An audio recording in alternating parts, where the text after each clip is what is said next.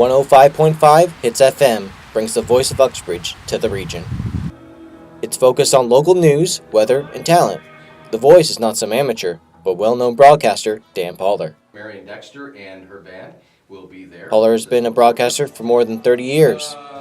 He has worked in Global TV, TSN, CBC, and a number of different radio shows across Ontario. When Dan first heard about his hometown getting its own radio station, he couldn't pass up the opportunity.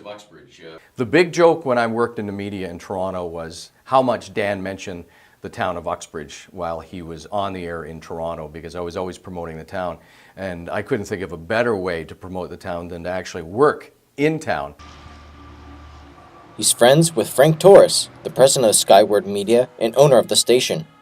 Torres and his brother Ed created Skyward, Canada's largest independent radio network, to provide radio content across the country. They now own 3 commercial radio stations, in Ottawa, Montreal, and now in Uxbridge.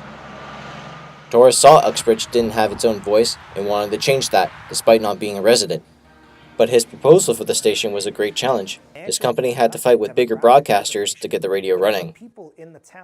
It's a great challenge for a standalone operator to compete against the giants, because the giants don't want us to compete. They want 100% of the pie. They're not happy with crumbs, they're not happy with slivers, low-lying fruit, bottom feeding, whatever you want to call it. They want it all. Torres and his company spent 3 years and a large amount of money to get the radio where it is now. Torres knows the station wouldn't be here today if it weren't for the personal letters sent by the town councillors to the CRTC, asking for the independent operator to build the station. Pat Malloy was one of them. He felt that the station would bring benefits to the community and has been more than pleased with its outcome. And one of the greatest things, I think, in many ways, is the first morning they went on the air, I was listening to the radio and they had Uxbridge traffic, which I thought was really quite extraordinary, the first time I'd ever heard it. Residents and store owners are thrilled to have the community radio with a local voice at the helm. And I get more excited every time they go, and this is the Uxbridge radio station. I don't know, it's really cool.